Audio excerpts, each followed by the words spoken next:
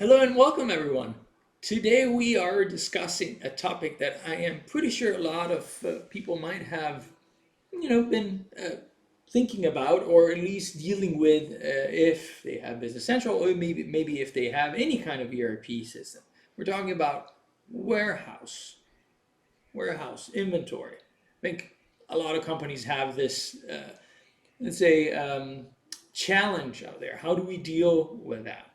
So we thought today we would do things a little bit different. Instead of having a classic like explanation, we're gonna try and go through here with Kim what the options are, what the process is, and mimic more what would be a normal interview or discovery call that we would have with the customer, trying to understand what our or your scenario is, and go from there and explore what the options are. What do you think, Kim? Are I we think it's a great idea. I people love can do that? warehousing. I love it too. I love it too. And so I think it's a good opportunity to get a good hold on what the concepts are, and then obviously we're going to try and cover as much as possible. But if you do end up having questions or something that we don't cover, or you'd like us to cover in a future video, make sure you write it down in the comments below, and we'll get to it as soon as we can. We love requests, so please write if you have any ideas. So I think the best place to start is to let you ask questions, because I have my warehouse, I have my inventory, but I don't know what's the best way of using it in Business Central. So I'm going to rely on you and your guidance here. So I'm ready for the Yeah, questions. let's give it a try. But one thing I would say first, that is when you talk about warehousing, you talk about the receiving goods, you talk about the shipping goods. And there's all kinds of combination of simple and complex setup with bins and multiple warehouses, locations. So there's kind of from very simple to very complex. So just to kind of to set the stage. But of course, let's kind of bring it down to where we start out simple and then we can kind of build on it from there. So the beginning point here, Yes. what would you say that is? Well, I imagine, being trying to think about like a common scenario. I have a warehouse. I have some goods. I would like to sell some of those goods. And obviously, I might have to purchase some components or some goods that then I resell. So let's start with a simple stage. I think a scenario that is easy. So I have a warehouse and I have some inventory that I need to manage. I don't know where to start. I know I have to receive some goods, and I know I have to ship some goods out. Like that's where I'm sitting, and I have some customers that I'm gonna provide for. So I'm gonna have some sales quote, obviously some purchase orders. So I just started using Business Central. Let's set that as a stage, and then we can see how complex we can make it. Great idea. Yeah, let's try and do that. So why don't we start with the receiving part? Because we have to buy something before we can actually sell it. That's a good point. That's a good point. That's usually the order in which it happens. So let's say that I've identified a few vendors and I've set them up in Business Central. I've created my purchase orders and I have decided what quantities of each item I'm going to need, of the things that I would like to sell. So that's where I got. Exactly. Yeah. So that's a spot where you created the purchase order.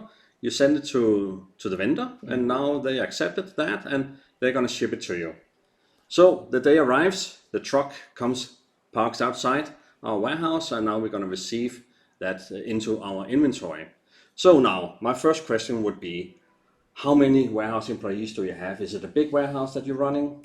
It's a middle size, so yeah, I have like quite a few employees, and they, depending on the day in which they arrive, it could be different people. So do I need to do anything specific in that No, case? the reason I would ask that question is because you could actually receive inventory in from the purchase order directly. Because when you look at the purchase order, you can actually, on the line, there's actually a field that will tell you how much of the quantity you want to receive into inventory. Ah, that makes a lot of sense. So is that a scenario in which you would recommend, like, if you maybe have like a lot of people, or if you just like have a few people? No, yeah, I would recommend it if you're only a few people in there. I kind of call it the mom and the pop shop. Yeah. Say, okay, you're actually, maybe you're just the purchase manager and you're one or two people that kind of takes care of that and takes care of registering all the papers coming in. Then I would say, yeah, maybe just use the purchase order and receive it from there, and then invoice it once you get the invoice afterwards. That's perfect. It makes it easy, simple, because there's only one document from which you're doing everything. Exactly. But in my case, I have like a few employees, and they don't necessarily, honestly, I don't even really want them to see the cost, like, and all of that. Is that an option? Can I just like have them deal with the receiving part without having to, potentially make changes to, and accidents maybe sometimes happen, like, change a cost or something that then somebody called me in from the other department, and it becomes a little difficult. Like, can we manage that with Business Yeah, we Central? certainly can. And that is a really good point because, we're all human beings and we make mistakes from time to time. So if I were as a warehouse employee and I was in the PO, I might by mistake update the cost. And really, it was not intentionally, but things happens. So yes, we can handle that. And that is what we call a warehouse receipt. So it's actually kind of a parallel document, a shadow document, you could call it. So you have the PO on one hand, and that is the original document where we made the agreement with the vendor. But now that I'm receiving anything into our warehouse, into our inventory, I create a warehouse receipt document. Okay. And that warehouse receipt document is actually linked to the purchase order. So there's a link there. On the warehouse document, I don't see anything about costing or anything like that. Perfect. The only thing I see as a warehouse employee is the warehouse document that contains the items on there, the quantities on there. So that is what I'm going to deal with as a warehouse employee when I receive it. That sounds like perfect for my business, because in this way, I know that they're going to deal with the inventory part. That's what they know exactly everything about, and everything else can be kept separate. So that's awesome. That's awesome. So you mentioned that there's this document, the warehouse receipt, that is connected to the purchase order. Do I need to do something to make that happen when I get after I've done a purchase order? Is that created automatically for me? Is there a setting? How does that work? No, you're right. So there's different ways to do this. In order to create the warehouse receipt document, you have to push a button. That's a process for it. So, and you decide when you want to do that. You could say the same time when you release the purchase order, when it's approved by the vendor, kind of they report back and say, that's fine, we can deliver it to, and those are the price, and so on. At that time you would release it, you could create the warehouse receipt document at that time. Or you could wait until you actually get some kind of acknowledgement from the vendor saying, okay, the truck is on the way now, it should be there tomorrow. Then you could wait until tomorrow and create the document for that. Perfect. So it's kind of, it depends a little bit on the process, how you want to do that. That makes sense. But let me ask you now, because, now we have the truck, like in our example, we have the truck outside. We have, we've decided we have a few employees that could work on the document. So we want to take the route of making a warehouse receipt. So we have this document, we're ready. But then, the goods are getting in my warehouse, but obviously I have to put them away in some specific places because I have different types of goods. And I don't know, but I try to organize my warehouse, but I have names on different spots. Like, what's the best way, to make sure that when the goods are coming in, they get placed in the proper place, and also give our warehouse employees clear instructions of how they can put things away. Is there a process in Business Central? There is a process. So you could say, if I may go one step back again and looking at the warehouse receipt, the warehouse receipt is kind of the document where you receive the inventory into your receiving area. It's not available for selling so far. Because, and one important step here is to make some kind of quality control, making sure that it looks okay, it's the correct item, it's the correct quantity, and so on. And that's another good thing about the warehouse receipt document. Just imagine you have a line there, you ordered 10, but when you actually open the box and you check it looks good, but there's only 9 in there. That can happen, yeah. It could easily happen. Things happen. So at that point in time, the employee will actually change that number on the warehouse receipt document. So you will have a column saying 10 was actually ordered, but received is only 9. It's only 9. Okay, perfect. And the employee is only doing that on the warehouse receipt document. So that's an important part about this. We haven't updated the purchase order yet because receiving and the quantity check and all of that, that's the responsibility of the warehouse employee. Gotcha. And once that process is completed, so for example, in our example, we've received a few goods, but there were a few inaccuracy in what we actually got. Are these changes then eventually going to get reflected back to the purchase order? Exactly. So once they have checked all of the incoming goods for that PO, they will actually post that warehouse receipt document. And when they do post that, it will update the purchase order. So just take our example. The line where they only received 9 will be reflected on the purchase order. Perfect. So when the purchase manager looks at the PO, they will see a line saying 10 was ordered, 9 was received, 1 is outstanding, the back order quantity of 1. So at that point in time, the manager can decide, do I just want to close the PO, or do I want to wait for it? Do I want to contact the vendor and say something happened or something? It's not really the responsibility of the warehouse employee. They're just there to count and make sure that it's okay, and kind of take it to the next step. That's awesome.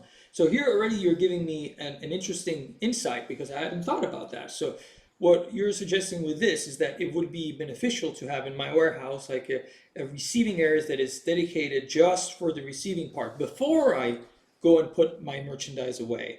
Because initially the way I was thinking was like, okay, well, I get the goods, I look at them, I make sure, like, sure, check the quantity, but then I want to put them away immediately. But it seems like it's important to have a quality control area that is kind of like separated, so that once the item have been received, they're not, they're staged almost. Is that That's the correct, right way of putting it? Yeah, you're absolutely correct. Okay. I'm not saying that you have to do it like that, because you might have some items that easily just bring them into inventory immediately, and that's fine. You accept it as it is. But I would say in general, there's a receiving area, kind of like a quarantine area. Okay. Where we say, okay, we have to check it. We received the goods from the vendor, so it's inside our warehouse now, but it's kind of in a receiving area where we can sell it. We still need to check it out, make sure that it's okay before we move on with it. That makes a lot of sense. So now that we have received the goods and we have them in our warehouse, like what are the next options that I have? Like if I had to decide how to set up the system, you mentioned like I can put them away right away, like they can flow directly in our inventory. But are there other options? What are those? You could say the most simple approach is to take the warehouse receipt document and use that as a kind of a put away document. Okay. So the step would be, okay, we check it out, make sure that it's all in there in our receiving area. Yes. When it's all done, I take the pallet or container, whatever it is, take my document, and I go into the warehouse, I put it on the shelves. Okay. And when I've done that, I can register that. That's a very, very simple approach. But it could be that you have a little bit bigger warehouse with more shelves on it, and you really have it organized in a different way. So that is where we kind of get into bins. That was a question that I had stored. I knew you're getting that. So I'm glad that you're mentioning that. So tell me about bins. What are bins? So bins, when you look at a warehouse and you look at all your shelves, the racks in there, you will see all different shelves in there. Each of those are called a bin. Okay. You define what a bin is. So it could be a full rack. It could be a lot of racks that you got. Whatever you define as a bin, you can give it a name or number or something like that. A little warning here, because when you're in BC, you often talk about locations and you talk about bins. It's two different things. Don't get them confused, because a location is typically a physical warehouse. It doesn't have to be, but typically it's a warehouse. Whereas a bin is a little part, it's a position in the warehouse. Okay. So just keep that in mind. So like in my example, I only currently have one warehouse. I'm hoping to expand to more in the future, but currently I only have one. So that in my setup, I would have one location called whatever my warehouse is. And then in that warehouse, if I wanted to use bins, I would have multiple bins that represent the spaces where I want my warehouse employees to place the goods once they've received it. Is that an accurate statement? That sounds good, because that is. You could take it to a deeper level if you wanted to. Okay, let's hear. I like to hear options, because that means I might not need them now, but it means that I can start organizing my warehouse in that way. So I'm very curious. Please tell me about it. At least have the information there. Okay, let's take the scenario where we kind of have a bigger warehouse. Okay. And when you have a bigger warehouse, and you might have items that are consumable that needs to go into a freezing area or into a cooling area. Great example, yes. So you might have different parts of the warehouse that kind of acts differently, and some items goes into some areas, like frozen goods. For example. Goes into the frozen department. So sometimes you also use something that's called zones. Okay. So again, just to take the warehouse, the big building, that's our location, but that's our warehouse. In that warehouse, we can have zones. One zone could be the fridge, the freezer, the receiving area, and so on. You decide what types of zones you want to have in Okay. there and how many zones you want to have in there. Within each zone, you would then have your racks and your bins. So that is how you can define it. So also that means if you have a good setup, when you kind of define your warehouse, you would have a zone A, zone B, zone C, and so on, whatever you want to call it. Just make sure that you give them some kind of names that make sense. Yes. So it's easy to reference afterwards. Of course. And then come up with some good names for zones. It could be free zone 1, free zone B, or something like that. Yeah. And then within that you have your bins. Again, it's kind of a structure. It's like the pyramid. You build your foundation and you kind of first. build on top, and then make sure it all goes together. So it makes some logic to the people. So continuing in our process here, so we've received the goods, and then like you said, the one option is to use the warehouse receipt to put away the goods from the receiving area where they need to be. But if we have bins, does that still apply, or do we need to do we have extra steps that we need to do to take advantage of this configuration? You don't necessarily need more steps, but you could do it. And again, depending on your process, how big the warehouse is, and so on. Because there's another warehouse document that's called a putaway. Ah, I've heard of that. Yes. So help me understand what's the difference there? The idea is that it's a kind of you could say like the rocket. So you have you start out here with the PO, you create the warehouse receipt, and you get to the putaway. So it's kind of steps in the process. Okay. So let's take the more complex example. Yeah. So once you have checked all your items and the receipt is done, okay, and you have a setup saying, okay, I want to use putaways, the same minute you post your warehouse receipt saying, okay, now it's in my receiving area, the system will automatically create a putaway document. Okay. So you could just say your process for the employee that's handling the incoming goods, that process ends for that employee at that point in time with the warehouse receipt document. But now a new document is created, the putaway. So the idea is that you could fill up the receiving areas with your pallets or containers, whatever it is, and you have a putaway document for each of those. So there might be another person picking up on that. Okay, and they are also related to the warehouse receipt, which is then related to the purchase order. So it's possible to go all the way back to the order that generated that. Exactly. It's kind of like a pearl on the strings. They all kind of goes together. Gotcha. And you could say the more you get into it, the more details it gets. Because once you start out from the PO, you create some item lines on the warehouse receipt. Doesn't need to be that detailed, but it gets more detailed when we get to the putaway. Makes sense. Because we need a little bit more information on the putaway typically. Of course. That helps a lot. Explains like the process, and also it has helped me understand like how I want to organize my warehouse. But let me ask you this. Let's say that we have someone out there who's listening and saying, oh wow, okay, I wish I had known that when I first set up. Are there ways to change or move towards like a better organization if you've already started one way, or once you've picked one you have to stick with that and you're done, like there's no way to move back?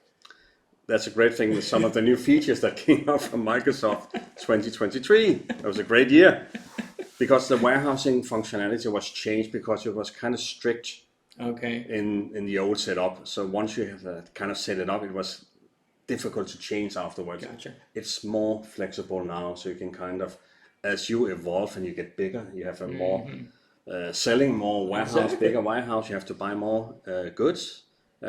You'll grow and you might need a new process, you might need some new documents and new features. So yeah, you can change it on the run. But again, as always, when you implement anything new, make sure that you have the people in the warehouse with you so they kind of understand what is happening. That's a fair statement, because it's one thing thinking about how the process should be and then being there and actually having to do it. Like I think it changes a lot. But it's good to have the conversation because I think it sets you in a position to understand what the system can. And the system obviously has a lot of options, but understanding how you can leverage them, I think it's the big power here that gives you the opportunity. Yeah, that's awesome. So, but continue. Oh, sorry. Please, did you? No. Please. I just wanted to mention that we could actually make it more. I wouldn't even call it more complex, but it is more complex. But it's also more helpful in ways. Let's just take an example again. You have grown your business. It's big now. It's big. It's growing. It's just before Amazon. Wow, it's going wild. Yeah. So now we really have some big warehouses here, and you receive a lot of goods, Okay. and you don't really, and over time you have to be flexible. Yep. So once you fill a bin up, you fill a rack up, Yep. it's full, so I can't get any more in there. Yeah. But you're still receiving the items, the goods, Yeah, of course. because you're selling it. Yeah. But you need it. So now you have to move it somewhere else. Okay. So that means it's scattered around in your warehouse. So where do I find the next spot to actually put that? And even more importantly, how do I find it again? Exactly. That's, I can definitely see that being a problem. Like if you start all of a sudden, like you have sales that are skyrocketing. Yeah. A great example. So how do we solve that problem? Yeah, so you can actually, when you use bins, that's you have to be using bins, of course. And once you do that, you can rank your bins. And when you rank your bins, you can tell the system something like, how many of this specific item can I put into that bin? Okay, I have bin number A1, for example. There's a limit of 100 of that item. So now the system knows that, okay, there's a limit to how much I can put in there. Also, when you do so that's one part of the ranking, but the ranking itself is also telling the system which bin location should I go to first? What is the most important bin? And you could say, because in most warehouses you have kind of a bulk location. So when you receive big pallets or something like that, and you know that your primary bin is full, you put it away on the top shelf in the back of the warehouse, because you don't want it up front, because it takes too long to actually get down there to get it out. Makes sense. So that's why you give that a low ranking. But you know that, okay, when I need it, I can take it from that low ranking bin in the back of the warehouse and move it up. That's very important, because it allows also to think about the flow that you have in your warehouse, where you can organize with the high selling items maybe more towards the front, or the bins that are more located towards the front versus. So that's very nice to know that there's that functionality. And if I may, Please. you can even run kind of a replenishment for the warehouse. Oh, can you? So that means that I can see if a bin is going low on a certain quantity. I can get, and how does that work? Do I get like just like this? Do I get an email? Do I get like a PO generator? Like, or is it, how does it work? That might happen in the future with AI, but not right now. Maybe it's not that far away. No, right? I was just about to say, we laugh now, but maybe in a year it's kind of course we do that. But no, that's a job that can do that. The idea is that you have a replenishment job.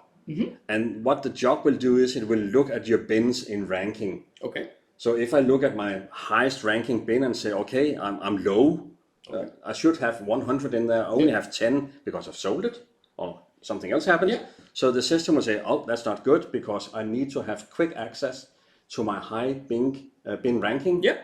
So it would suggest that you move something from a lower ranking bin into the higher ranking bin. And that is where we get hold of the bulk area and move that forward into our warehouse, so it's easy to get to that. It doesn't take that long when we have to pick it, when we're selling it. So in that scenario, if I'm understanding correctly, I'm not even generating, we're just not even talking about like purchasing, but just even a movement within the warehouse. Exactly. So would that still be under you called it like the putaway document category, or is that a different type of document? It's the same idea. Okay. But basically you have purchase documents, receiving goods. Yep. You have sales documents, selling the goods. Yep. And then we have internal warehouse documents like movements. Movement. And that is typically for the supervisor in the warehouse to kind of making sure that those documents are being dealt with in the warehouse, like running replenishment. The supervisor will take care of that and say, okay, we have to move it from here to here.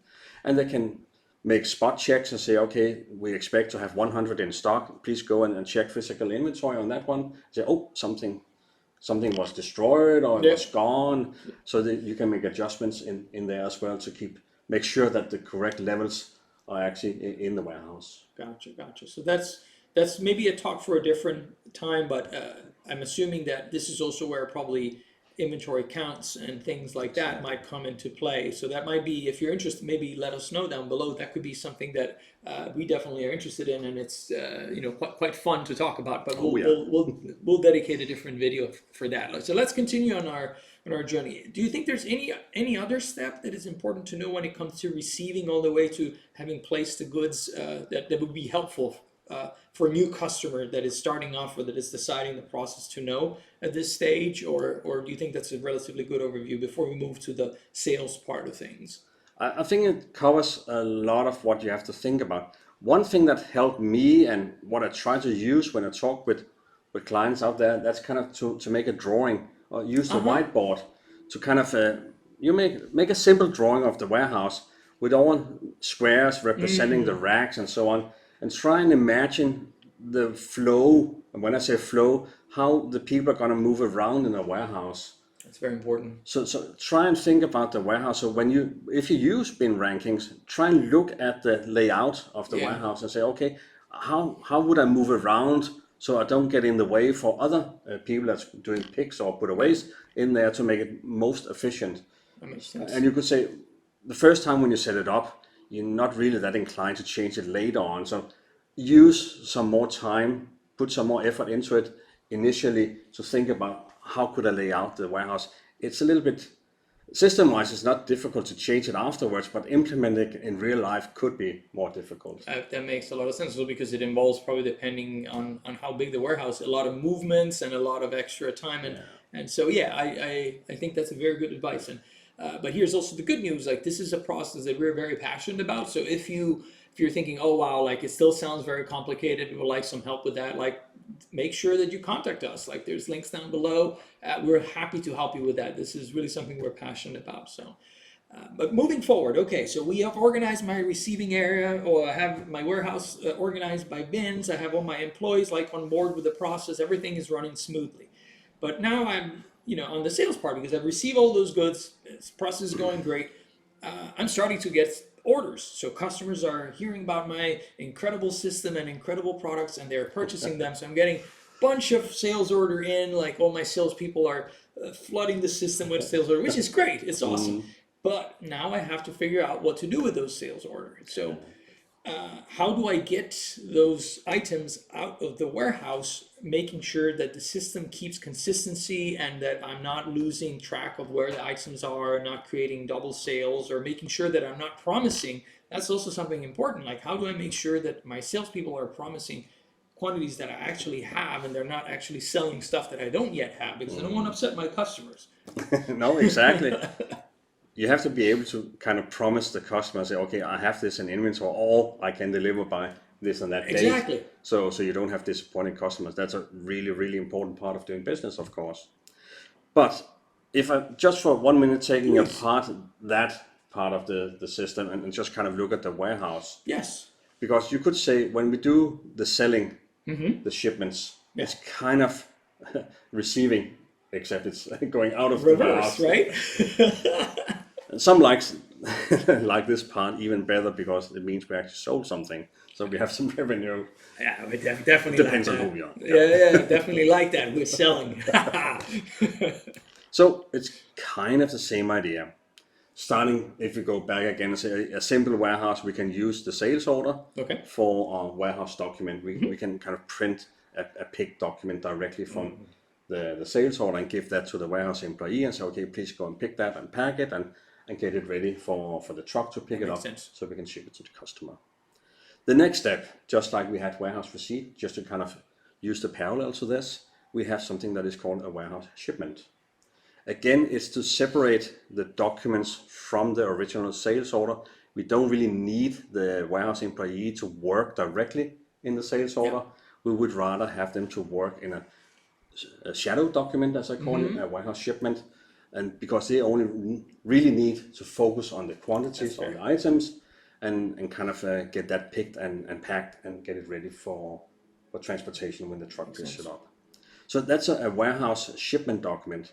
And just like we had it on receiving, as long as you don't have too big a complex warehouse, you can still just do with a warehouse shipment. That's fine. If it becomes bigger and you have a lot of bins and zones and stuff like that, you could use what is called a warehouse pick document. Okay. So again, this is to help, typically, to help the warehouse employee. Take the example, we have a big warehouse, we have a lot of racks, a lot of bins, we have bulk storage in the back and so on. So if you just asked the warehouse employee to go and pick something, maybe they'll be lost because it's a big warehouse. They wouldn't know where to go. Yeah.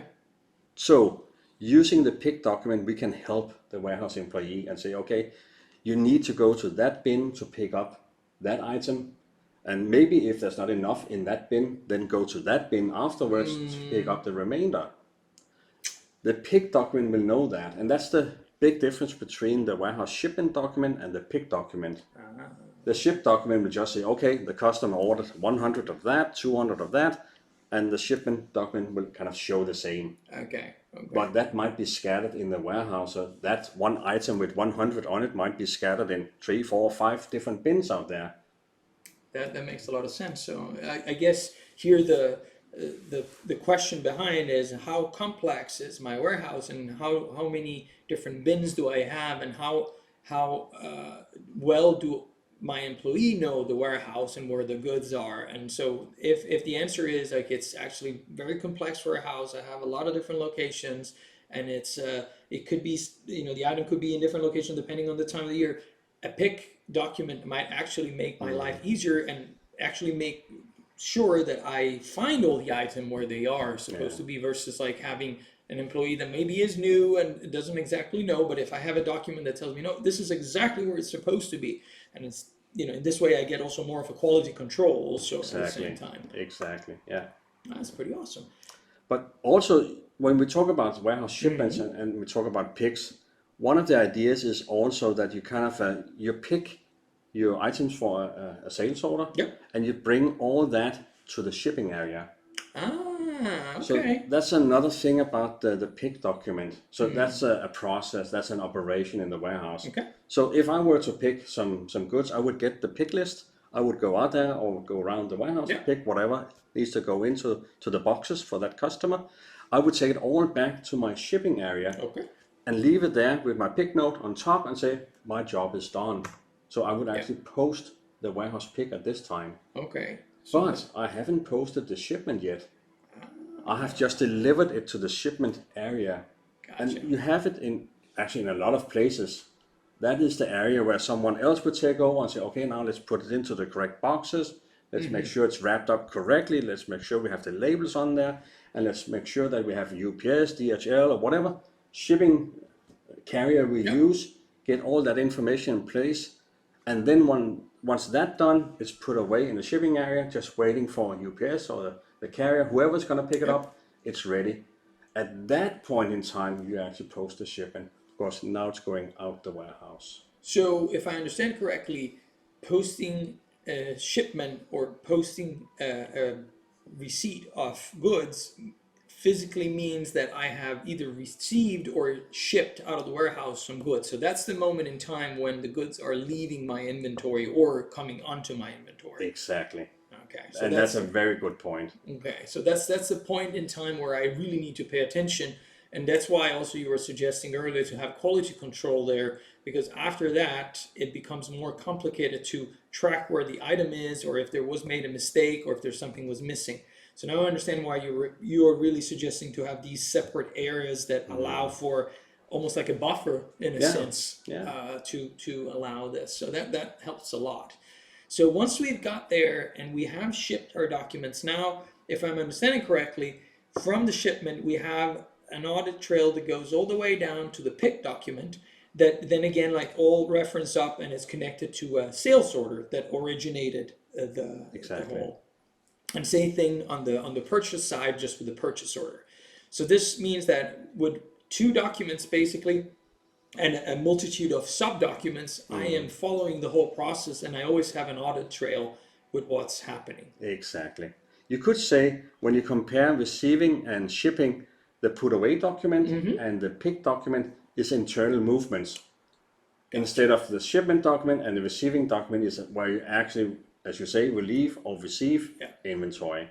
Gotcha. So that's kind of the difference between the two. It serves several purposes, of course, but just to keep it simple and on a high level. Yes, of course. But I think starting there helps, because if this process is not clear, at least also for me, the first time that I approached this from a VC standpoint, it was difficult to understand, why do I need all these documents? But once you start breaking it down, you see how this provides you with flexibility. For example, like the example we just talked about, there's no point for the warehouse employees to see, or potentially not so much to see because that might not be the problem, but make mistakes in the document that has like sale prices and so on, because that might, produce mistakes that then are seen by the customer, and that's something that we want to try and avoid, or other way around, like from the cost perspective on a purchase document. So that prevents, keeps that as a clear and neat separation. So in a way, if I'm understanding, the sales and purchase document are the ones that contain both the financial side and the inventory side of the information. But once we get in the warehouse, we're stripping out just the inventory side with the warehouse receipt and warehouse shipment, and from there we're just handling the inventory part. That's a great way to present it. Yeah, I really like that, because you're absolutely right. Good. Because we only move. We're getting there. Yeah, we're getting there. We're getting there. That's awesome. One thing to mention also, in the perfect world, when you order anything from your vendor, you create a PO or you sell something, you kind of fulfill it immediately. But we live in the real world, so things will happen. Right. And so you might not receive it all, or you might not ship it all. So the other great thing about that is that the sales document remains the same. But if it's only possible to ship parts of it, Okay. Yeah. you will create the shipment document, the pick document, whatever you need to do, and you finish that. Maybe the week later you receive the remaining of the inventory, and now you can actually ship that to the customer. Then you just create a new warehouse shipment document. It's the same sales order, but you create a new warehouse document that represents the back order for it, and then you follow the same process again and again. Gotcha. So you could say you have a number of documents supporting your sales document or your purchase document. This is quite helpful. So, and the good thing is that if you are unsure about like sales document flow and purchase document flow, we have actually made a couple of videos on those that we're going to post up here. So make sure you go click on that link and watch those videos where we dive deep into the differences of the different sales documents and purchase documents. And understanding that and what we've discussed today will give you pretty much a very good understanding of all the flow of both your financial and inventory side of things when it comes to your business.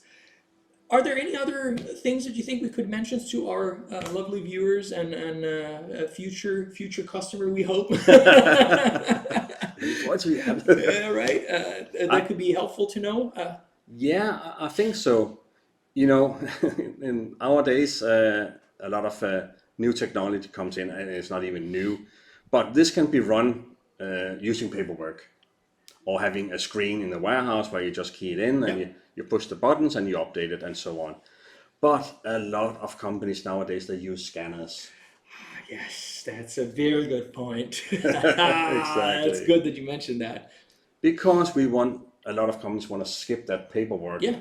And a lot of things can happen to paperwork. It can get lost, and then you can't find it, and so on. Yeah. And you could say, in a way, the minute it leaves the system or the printer, it's outdated. Yep, that's true. Anything could happen to the system. So, if you have a scanner system, this would be typically online. So it would be online all the time. So if anything happens, it will be reflected immediately on the scanner. The idea with the scanner is that instead of picking up the pick sheet, for example, the warehouse employee would use his scanner. They would pick the next order, the next pick on the scanner, and the scanner would direct you step by step, say, okay, go to A1, pick up this item, scan the item with your gun, with the scanner, and it would check the number, the quantities at the same time when you scan it. Once that's done, you put it onto the trolley. You go to the next, because the scanner will tell you, okay, now go to C1.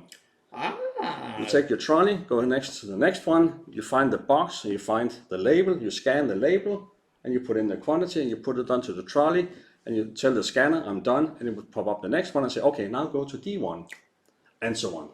So you can basically create a flow within it, and on top of that, you're preventing, again, even more errors from happening, because the scanner is telling you from scanning the item, assuming that it has barcode and everything in place, it will make sure that what you're scanning is what is going in your bin, and is going immediately to reflect your system without having to wait for the warehouse employee to write it down on a piece of paper, have to go back to the computer, read what they've been writing down and say, wait, was it 2 or 3 that I put down there? Let me cross that off. And now all of a sudden we have like a discrepancy.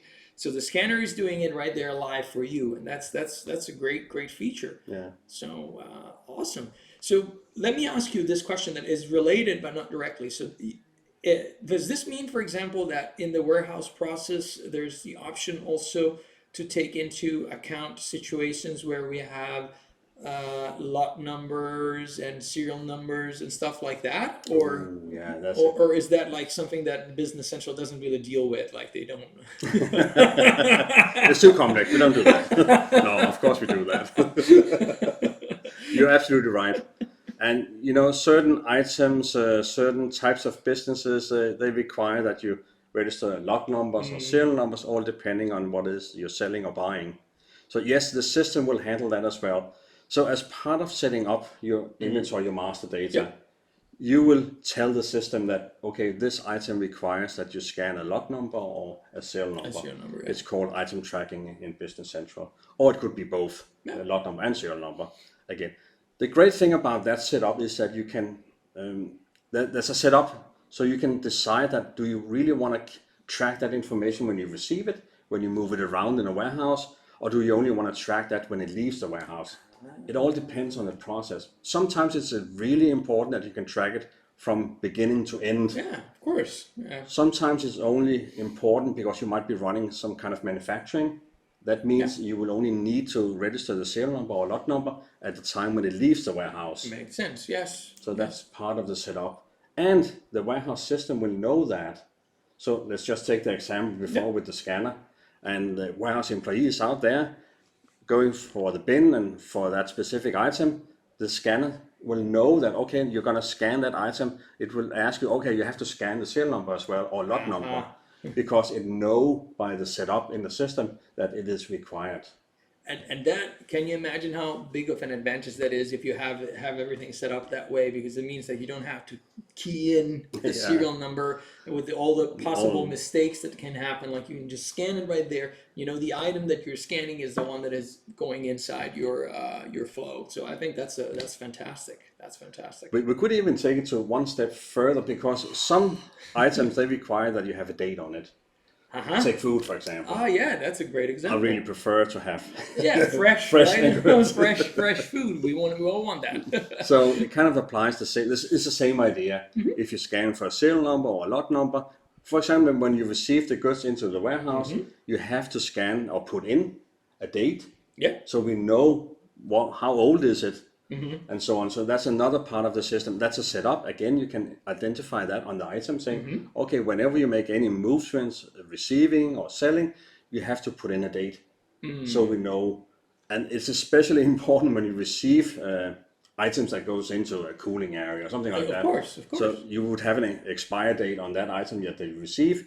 So the system will also know when, again, we talked about bin rankings before. So now if we have that types of items, the system will know, okay, I have to take the oldest one first.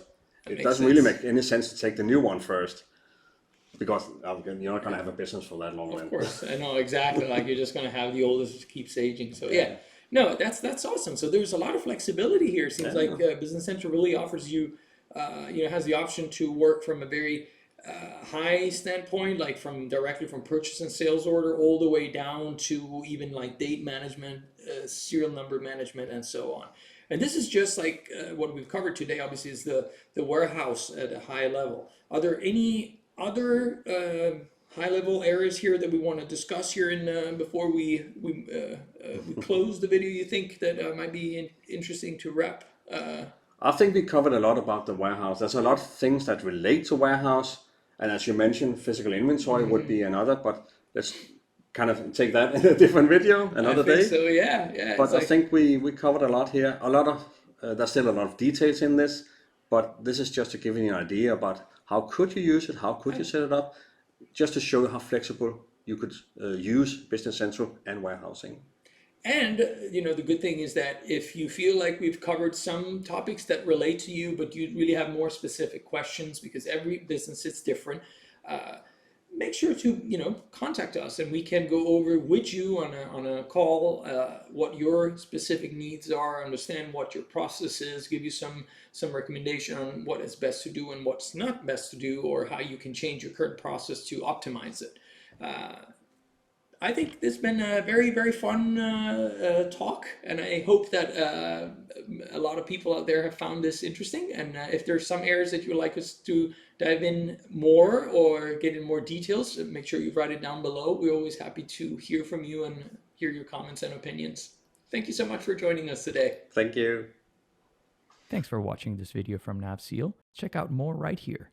NAV SEAL offer assistance and counsel on any existing solution, so if you're in need of assistance, don't hesitate to contact us on navseal.com or LinkedIn.